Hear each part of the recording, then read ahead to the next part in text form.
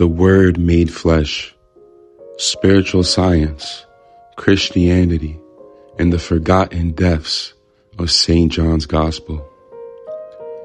When we carefully observe the mental life of modern humanity, we discover something striking, a deep inner division, a cleft running straight through the soul.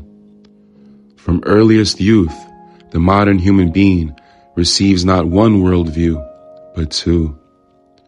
On the one hand, religious instruction, handed down through tradition, scripture, and authority. On the other hand, natural science, precise, analytical, material, and powerful. And these two do not speak the same language. From this division, doubt is born, not because the soul seeks to deny truth, but because it cannot unite what it has been given. It is often believed that spiritual science, or anthroposophy, wishes to establish a new religion. This is a misunderstanding. Anthroposophy is not a religion. It is not a sect. It does not replace faith. Instead, it seeks to restore understanding. Just as philology helps us read ancient texts by knowing their language, spiritual science helps us read religious documents by knowing their spirits. The best interpreter of Euclid is not the one who knows Greek, but the one who knows geometry. So too, the deepest interpreter of Christianity, it is not the one who merely believes or criticizes, but the one who knows the realities of the spirits. Christianity is not one religion among many. It is the zenith, the meeting point, the axis around which all other religions, streams revolve. Other religions point toward it. Christianity points through time itself. It is the religion of the future. It will not be superseded. Why?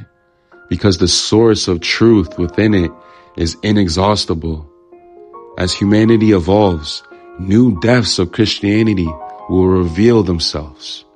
Anthroposophy does not add something foreign. It turns the gem so that another facet begins to shine.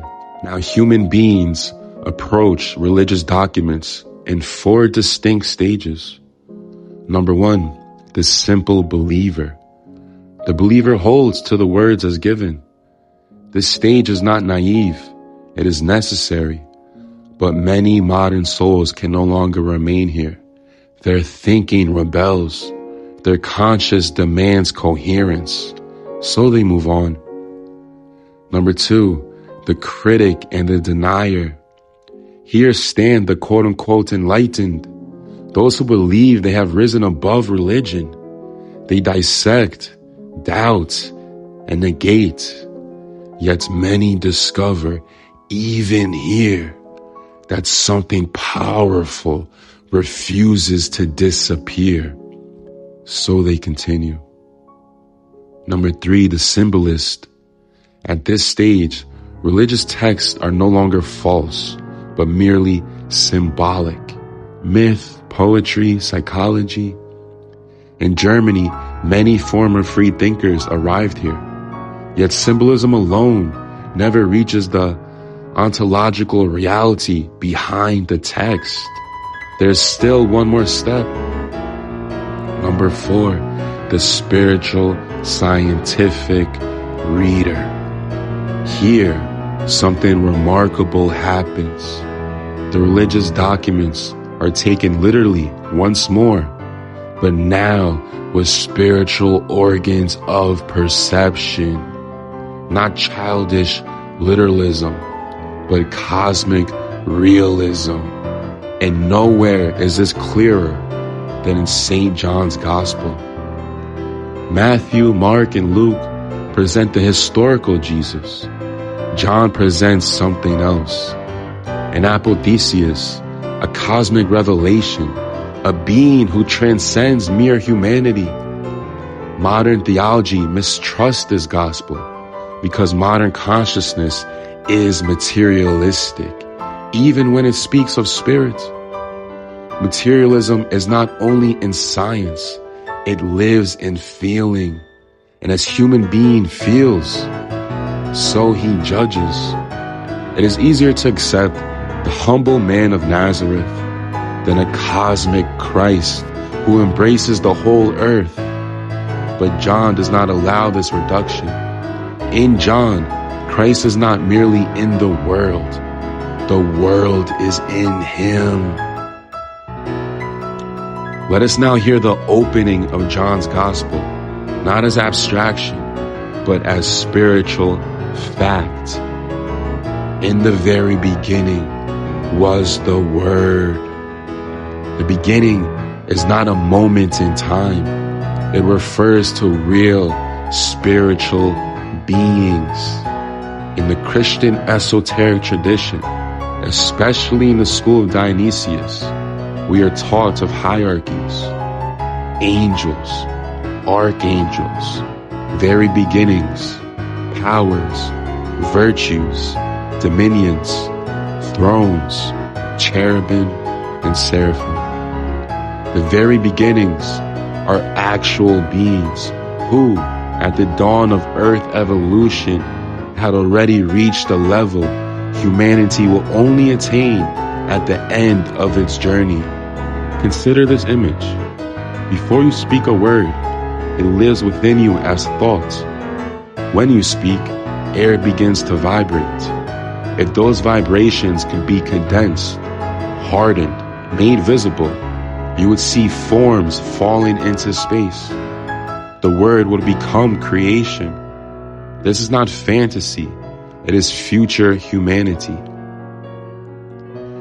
Human beings already carry future organs within them. Some organs are declining, like the reproductive organs. Others are just beginning. The hearts, still involuntarily, yet already bearing the structure of voluntary muscle. The larynx, the organ of speech, destined in the distant future to become the organ of creation. Humanity will one day create its own image through the Word. The very beginnings already possessed this power. At the dawn of Earth evolution, a divine word was spoken, and that word became mineral, plant, animal, and human. This is what John means, not metaphor, not poetry, but cosmic fact. And the Word was made flesh. And through spiritual science, this sentence regains its terrifying and radiant depth. Christianity has not been exhausted. It has been forgotten. Spiritual science does not replace faith. It gives its organ of vision. And when the word is once more heard as creative reality, the Gospel of John ceases to be a problem and becomes a revelation.